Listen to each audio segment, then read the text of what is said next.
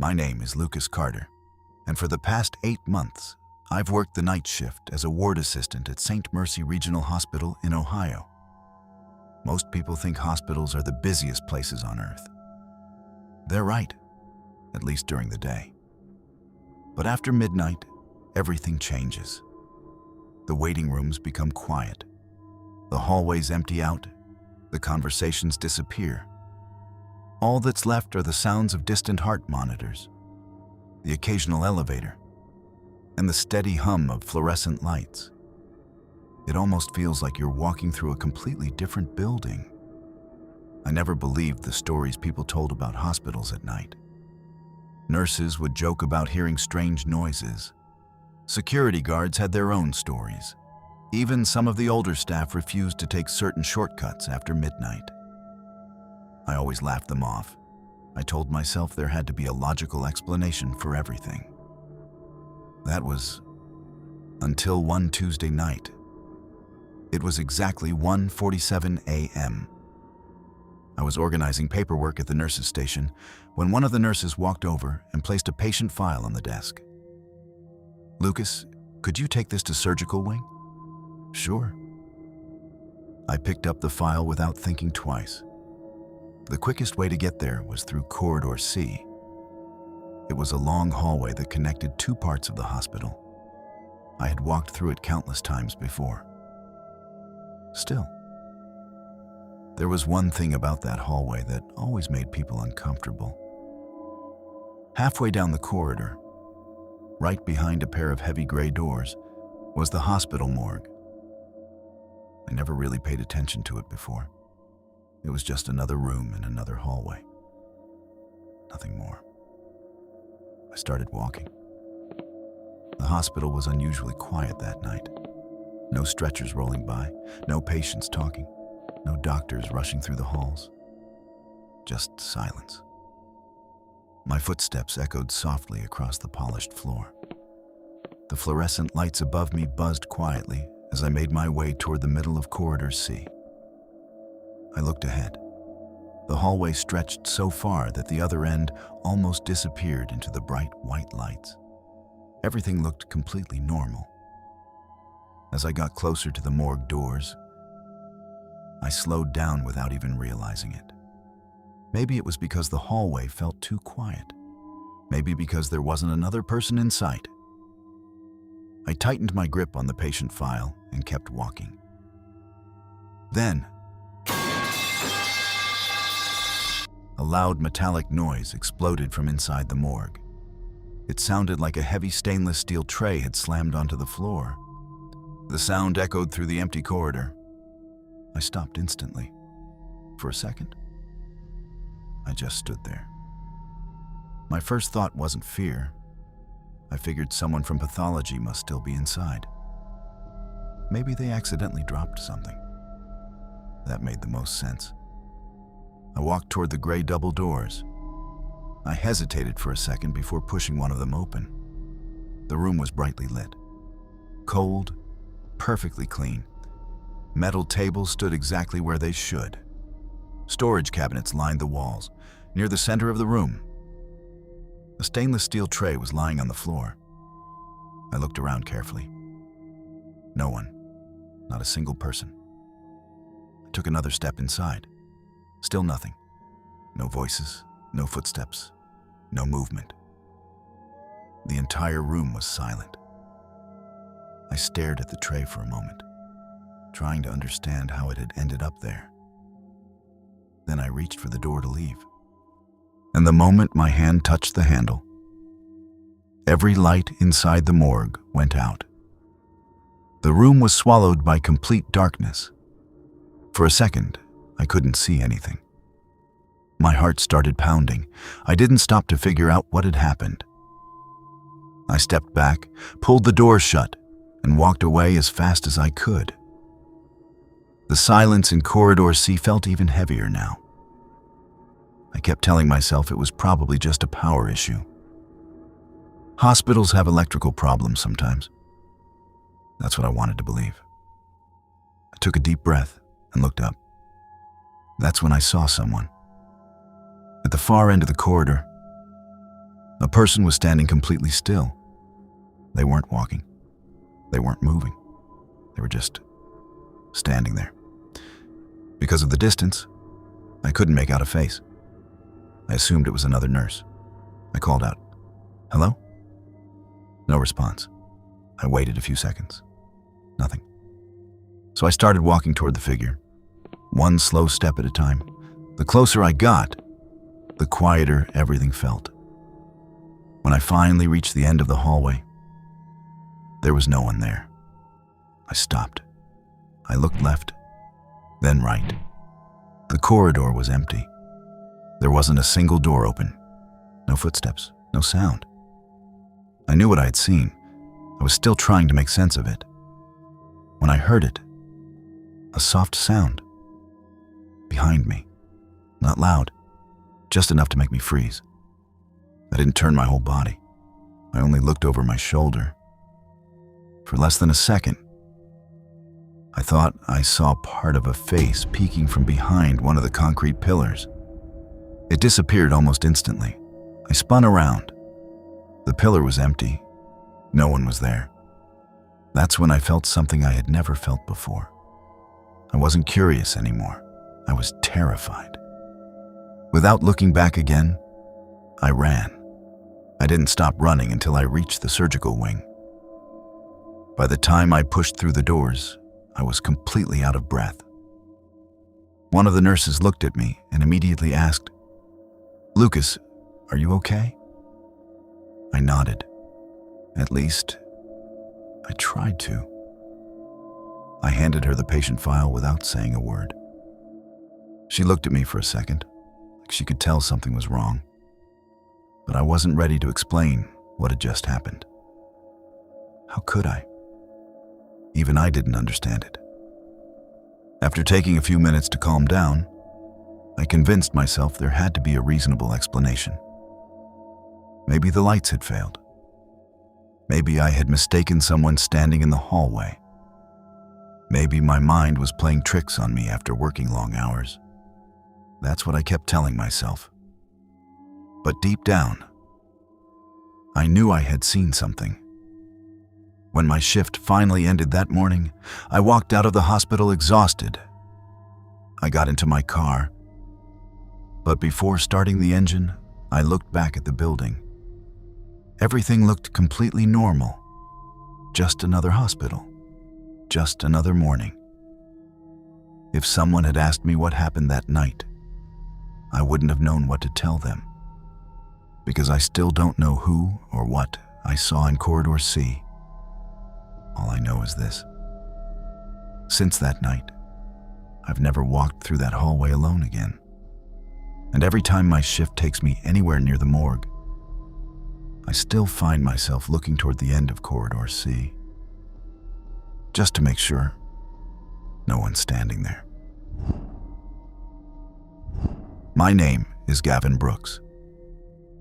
3 months ago, my life changed in just a few seconds.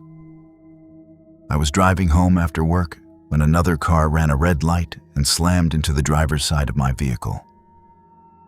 The next thing I remember, I woke up in a hospital bed. The doctors told me I was lucky to be alive. But the accident had left me temporarily paralyzed. I couldn't move my arms. I couldn't move my legs. The only movement I had was a slight turn of my head.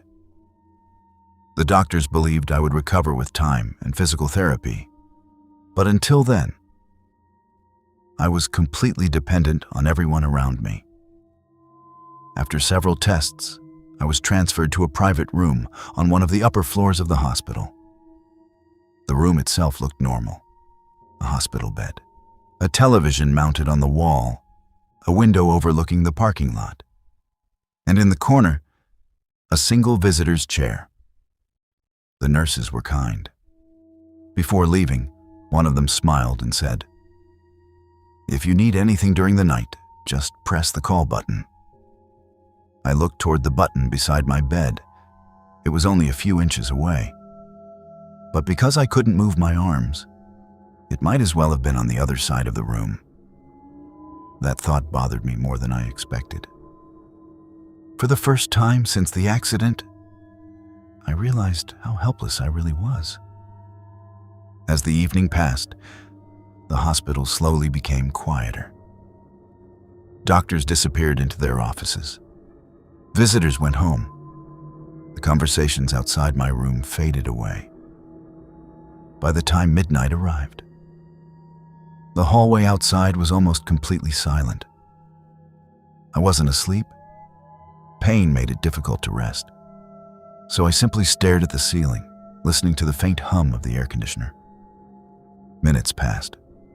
Nothing happened. Then, without any warning, my room door slowly began to open. It wasn't sudden. It moved so slowly that I almost thought I was imagining it. I waited. Probably a nurse, I thought. The door opened wide enough for someone to walk in, so I kept waiting. But no one entered. The hallway outside looked empty. A few seconds later, the door slowly closed again. I just stared at it, trying to make sense of what I'd seen. Maybe someone had opened the wrong room. Maybe there was a draft. Maybe I was simply exhausted after everything that had happened. I kept repeating those explanations in my head until they sounded believable. Eventually, I convinced myself it was nothing. I closed my eyes, and sometime before morning, I finally fell asleep. The next morning, I woke up telling myself I'd overreacted. Nothing had actually happened. A hospital is a busy place. Doors open. Staff walk in and out all the time. I convinced myself that someone had simply opened the wrong room. The rest of the day was uneventful. Doctors stopped by to check my condition. A physical therapist explained what recovery would look like over the next few weeks. A nurse adjusted my medication and asked if I had slept well. I thought about mentioning the door, but at the last second, I decided not to. Even to me, it sounded ridiculous. As evening turned into night, the hospital slowly became quiet again. The hallway outside my room grew silent. The footsteps disappeared. One by one, the lights outside my room were dimmed. I found myself staring at the door, not because I expected anything to happen, but because I couldn't stop thinking about the night before. I kept telling myself, if nothing happens tonight, I'll know it was all in my head. Around midnight, the room was completely still. Then, the door slowly began to open, exactly the way it had the night before. Not fast, not slow enough to make a sound, just enough for someone to step inside. I held my breath.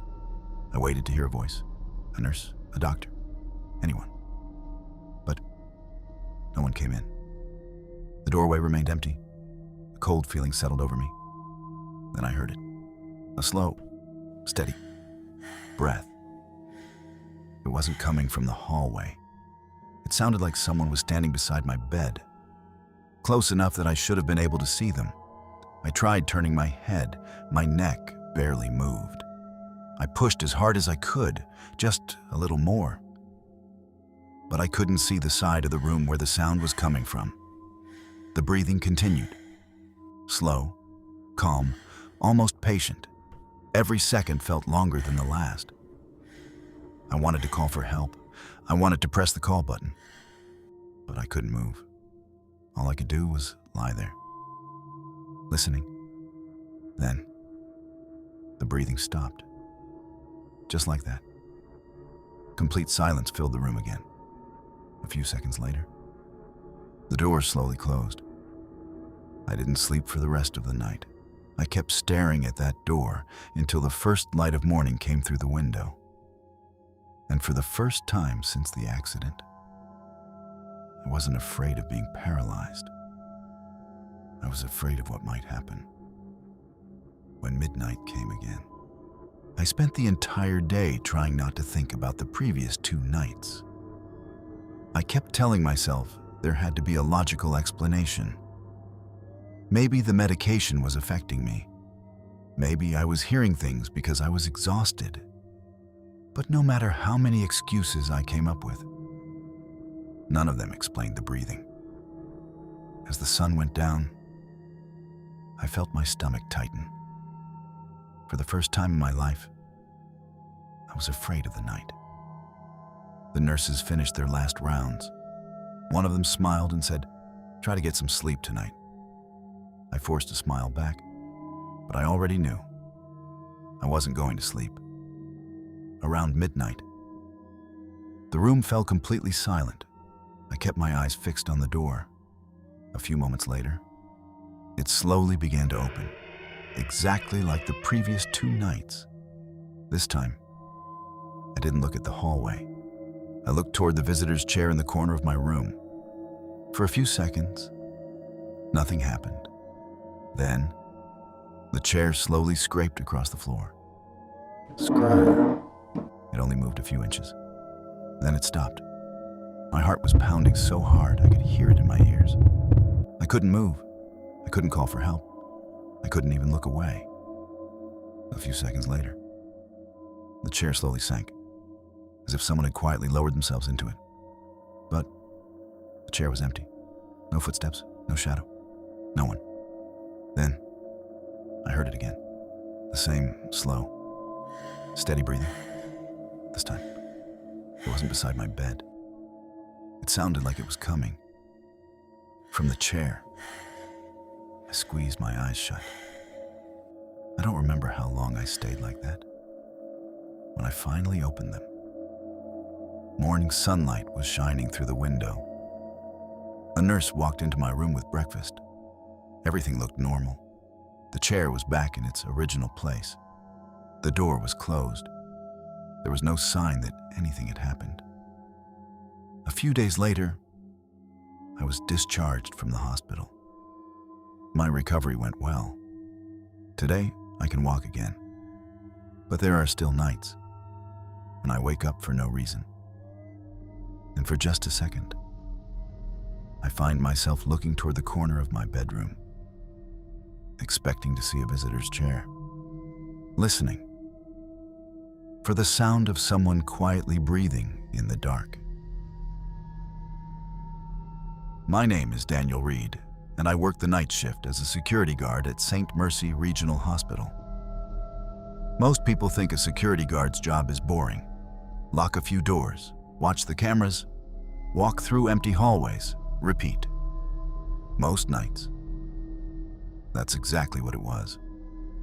But every once in a while, something happened that reminded me why the older guards always said, "The hospital feels different after midnight." I never believed them. Until one night. It was just another quiet shift. The emergency department had settled down, visitors were gone, and the hospital had become almost completely silent. I had already finished checking 2 floors and was making my way toward the east wing. The only sounds were the soft buzz of fluorescent lights and my own footsteps echoing through the hallway. Then, I heard something. It sounded like the wheels of a heavy metal trolley rolling across the floor. The sound echoed somewhere ahead of me. I stopped walking. At first, I assumed someone from housekeeping was moving equipment. That wasn't unusual. But something felt strange. The sound came from the old East Wing, a section of the hospital that wasn't being used anymore. No patients stayed there. No nurses were assigned there. And according to the schedule, nobody was supposed to be inside. The trolley sound continued. Slowly, then suddenly stopped. I stood there for a few seconds, listening. Silence. I grabbed my flashlight and started walking toward the old wing. The hallway grew darker with every step. Half of the lights had already been turned off to save power. When I reached the entrance, everything was quiet. Too quiet. I shined my flashlight down the corridor. Nothing. Just empty hallways, closed doors, and silence. I almost turned around.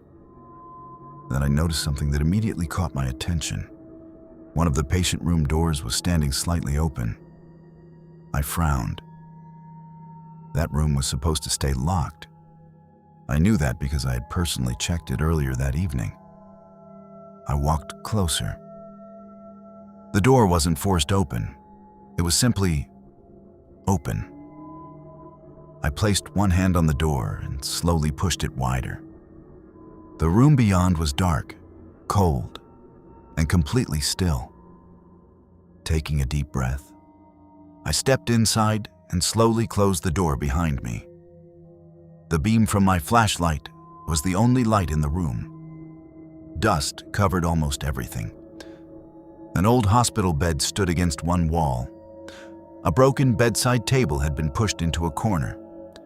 Several cardboard boxes were scattered across the floor. It looked like no one had entered that room for months. I swept my flashlight across the walls, expecting to find some sign that someone had been inside. Nothing. No fresh footprints, no equipment, no trolley. I took a few more steps into the room. The air felt strangely cold. Not freezing, just colder than the hallway outside. I stopped in the middle of the room and listened. Silence. The sound of the metal trolley had completely disappeared. I let out a slow breath. Maybe I imagined it, I whispered to myself. Just as I turned to leave, the lights suddenly went out. The room was swallowed by darkness. For a split second, the only thing I could hear was my own breathing. I immediately tightened my grip on the flashlight. Thankfully, it was still working. Its narrow beam cut through the darkness as I slowly turned in a circle. The room looked even more unsettling now. Every shadow seemed deeper. Every corner looked darker than before. Then, my flashlight stopped. It landed on an old metal cabinet near the back wall. One of its doors was slightly open. I couldn't remember seeing it open a moment ago. I stared at it for several seconds. Nothing moved. I took one cautious step forward, then another. As the flashlight beam reached the gap in the cabinet door, my heart nearly stopped. For just a brief moment, it looked like someone was standing inside, looking directly at me. I couldn't make out a face. I couldn't see a body. The only thing I could make out were what looked like two eyes, staring back at me from the darkness. I froze. Every instinct told me to run. Instead, I forced myself to lift the flashlight a little higher. The beam shook in my hand. For 1 second, the eyes were there. The next, there was nothing. Just an empty cabinet. No one inside. No place for anyone to hide. I took one step backward, then another, without taking my eyes off that cabinet. My heartbeat was so loud, it drowned out every other sound. I didn't know what I had just seen. But I knew one thing. I didn't want to stay in that room another second. I backed toward the door without taking my eyes off the cabinet. My hand finally found the doorknob. I pulled the door open and rushed out into the hallway. The moment I stepped outside, I looked back into the room. It was completely dark. The cabinet hadn't moved. Everything looked exactly the way it should have. I stood there for a few seconds, trying to catch my breath. "You're a security guard," I told myself. "Go back inside. Check the room one more time." But I couldn't. Something inside me kept saying, "Leave." So I did. I walked as fast as I could back to the security office without looking over my shoulder. Once I got there, I locked the door behind me and sat down in front of the CCTV monitors. I found the camera that covered the hallway outside the old room. I rewound the footage to the moment I entered. There I was, walking down the hallway, opening the door, stepping inside. Then, nothing. Almost a full minute passed. The door never opened. No one walked in. No one walked out. Finally, I came running out of the room exactly the way I remembered. I replayed the footage 3 more times. Every time, it showed the same thing. Just me, entering an empty room and leaving less than a minute later. There was no sign of anyone else. No trolley, no movement, no explanation. When my shift ended that morning, I handed in my report. I didn't mention the cabinet. I didn't mention the eyes. I simply wrote that I had investigated an unusual noise and found nothing. No one asked any questions. A few months later, I accepted a job at another hospital. People often ask me why I left St. Mercy. I usually tell them I wanted to change. That's easier than telling them the truth. Because even now, whenever I think about that locked room, I still wonder one thing. If the cabinet was really empty, then who was looking back at me?